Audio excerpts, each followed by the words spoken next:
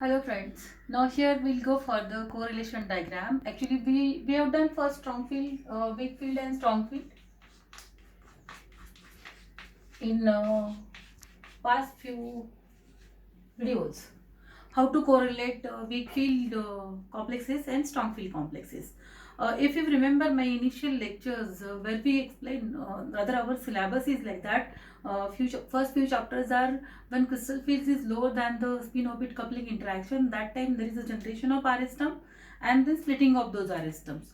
That how to generate R stumps, that we did by microstate table. That is the derivation of R stump, and then we splitted those R stumps into Mulliken symbols so that we can interpret further electronic spectra. That half part we did. Later on, we went for when crystal field was strong than the spin orbit coupling interaction or inter-electronic repulsion. That time there is a generation of three configurations we saw. That is when, for example, if it is a D2 octahedral system, there is a possibility of three configurations. That means all of you remember TYBSc d orbital splitting diagram. When there is octahedral geometry, 5d orbitals will split into 3 orbital T2g set and 2 orbital EG set. So when T2g is down and EG is up, that time we call it as a octahedral geometry or stereochemistry. And when E is down and T2 is up, that time we call it as a tetrahedral geometry. Now here we choose D2 octahedral system for today's explanation. Actually I want to explain whole correlation diagram for D2 octahedral system, and for that we need to know what are the 11 Mulliken terms which emerge for the weak field D2 octahedral system, and what are the 11 Mulliken states which emerge for the strong field diagram. This all whole 11 both the terms we learn already in earlier videos as well as in the class. Right now we'll do actual. If you remember, I'll go for the weak field approach first. In weak field, for example, if it's the D2 octahedral system, we emerge with 5 different R stump symbols, if you remember. That is 3F, 3P, 1G, 1D and 1S. These are the R stumps. And these further will split into 3, this 1, this into 4, this into 2, T2G and EG, this into 1. So these are totally 11 terms, Mulliken states. Not terms, these are the terms. These are the Mulliken states, 11 states. And how you know? If we do microstate table for D2 octahedral system, we'll get these 5 R stumps, right? This all of you remember. For 45 different combinations of spin orbit, we'll get microstates. We'll get these 5 term symbols. From that, 3AP is the ground state term symbol for D2 octahedral system. Then later on to that syllabus, we restricted only rotational operations of the character table, and we splitted each R stump into further Mulliken state. Okay, therefore 3F, all of you know, 3F splits into T1G, T2G and A2G. 3P splits into only T1G. 1G will split into A1G, EG, T1G and T2G. 1D will split into T2G and EG, and 1S will split into A1G. This is for weak field scenario. Similarly for strong field, same example again, D2 of octahedral, but it is a strong field. D2 octahedral strong field approach. And if you remember, we did 3 configuration. That means both the electrons in T2G set, one electron is in a T2G and one electron is in a EG, and third possibility both the electrons in EG2 setup.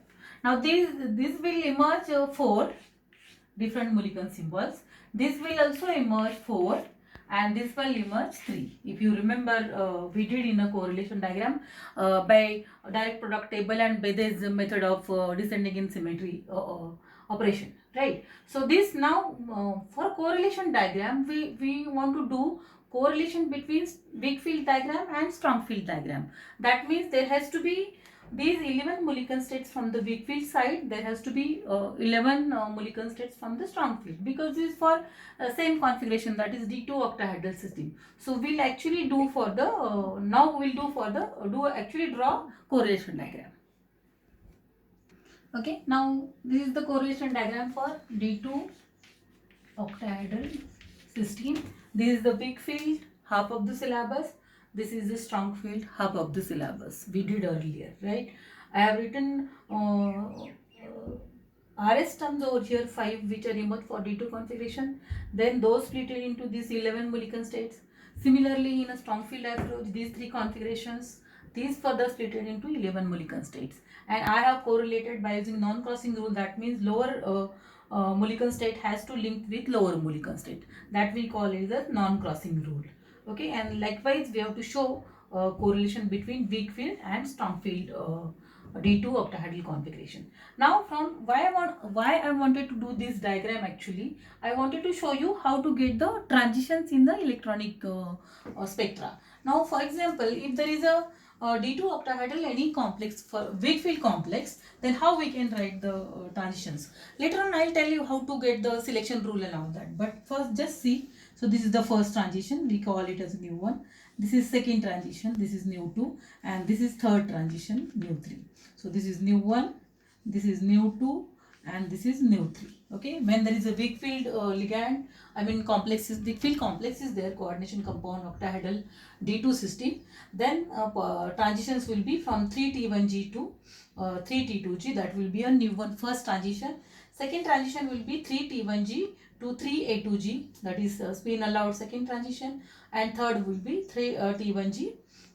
This is F, then 3T1G P RS term. This will be a new 3 transition. Similarly, when strong field complex will be there, like cyanide with octahedral geometry and D2, then how it will take place? So first transition will be T1G to T1G. Okay. Then second transition, this will be a new one, right? Then second will be here only from T1G3 to, so this is new 2, and third will be here. Again it will be from here only, this is a new 3. So first transition will be 3T1G to 3T1G, then second will be 3T1G to 3T2G here, and third will be 3T1G to 3A2G new 3 transition. So likewise we can write the transitions, and how we get in the electronic spectra when we do UV visible spectra for any metal complex in a solvent, we get many number of humps, and that we have to interpret for which electronic transition that hump is there, and for that we need to have these transitions, and these transitions we get from the selection rules that we'll see in our next video. Thank you. Start. Hello friends. Now before going to the electronic spectra, I want to cover a little bit introductory topic, that is spectrochemical series. Because if I'm saying every time weak field, strong field, spin free, spin paired, and so many words I'm using, but I don't know whether you will know what do you mean by weak field complex and what do you mean by strong field complex. So there is a concept called spectrochemical series. This was in a TYBSc chapter, even crystal field theory. What is spectrochemical series? Now in spectrochemical series, this is the practically proven series is this. I mean, these ligands are studied in the laboratory, and from the strength of the ligand, these are arranged in one series. Therefore, we call it as a spectrochemical series. And this explains strength of the ligand when it binds to the metal center. Right? So, if we look at I minus, Br minus, Sn minus, Cl, F, OH, H2 will come somewhere here. Now, these above I have written lower. I mean, this is total series. This will go from here to, from here. I have not treated in between ligands. Pyridine and so many ligands will come in between, and then it will go to the cyanide, nitrosyl and carbonyl. Right. Now this is initial above series I have written. This is a weak field ligands. When these ligands will bind to the metal center, those metal complexes will be a weak field complexes. Whereas this type of ligands at the end, where these are the strong field ligands. When this will bind to the metal center, this will be a strong field metal coordination complexes we can say, or metal complexes we can say. Now there are many terminologies used for this complexes. I have written here weak field ligand. These are the I minus, Br minus, Cl, water, ammonia, these will be a weak field ligands. Whereas this cyanide, NO, Cn minus, NO2, PPR3, SR3, all these are strong field ligands. Because there is a larger gap between, if you remember, 5D of Bartle split into one, if it is a octahedral geometry, for example, this is a T2G set and this is the EG set, right? Now this gap, this we call it as a delta 0 or crystal field stabilization energy. If this gap is large, then we call it as a strong field ligands, okay? And when this gap is small, then we call it as a weak field ligands. Now when there is a strong field ligands, those most of the time those ligands are pi acceptor ligands that will accept pi electrons, okay? And low spin complexes. What do you mean low spin complexes? Most of the time these complexes will be a diamagnetic. That means there is no unpaired electron in that. Therefore we call it as a low spin complexes or spin paired complexes. This P is for paired complexes. Spin paired. Most of the complexes will be, if you remember, tetracyanide nickel complex. So this is a square planar complex. Obviously you will be down and T2 will be up, but all the electrons will be paired in that, and this will come under spin paired complexes. Whereas when this gap is lower, what happens? Electrons immediately will jump to the second above set of orbitals, and maximum number of electrons will be unpaired.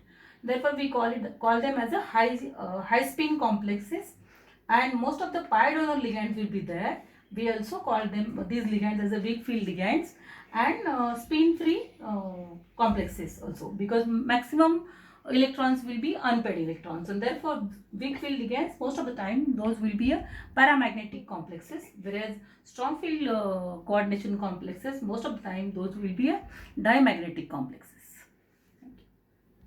Okay. Now, if you want to know what are the electronic transition selection rules to interpret the electronic spectra or UV visible spectra, then there is a two important rules are there. First, when there are different L values are there, transition is in between two different L values, that is azimuthal quantum number values, then that transition is allowed transition. Okay, and therefore delta L is equal to plus minus 1. And when the same L values are there, then that is forbidden transition. Now this whole selection rule, we call it as a Laporte selection rule. So when delta L is equal to plus minus 1, this will be Laporte allowed transition, and delta L is equal to 0, then that is Laporte forbidden rule, we can say. And one more selection rule is there, that is for spin multiplicity. When there is the same spin multiplicity, then that transition is allowed, that is delta S is equal to 0. And when that spin multiplicity is different, then we call it as a forbidden. And if you know, when transition is allowed, that will be more intense in the electronic spectra. Whereas when the transition is forbidden, then that most of them that may be absent or just small hump on the main transition, right? That we have to keep in mind. So intensity of the transition when it is allowed, that will be more, that is delta L is equal to plus minus 1 and delta S is equal to 0. These are the two important.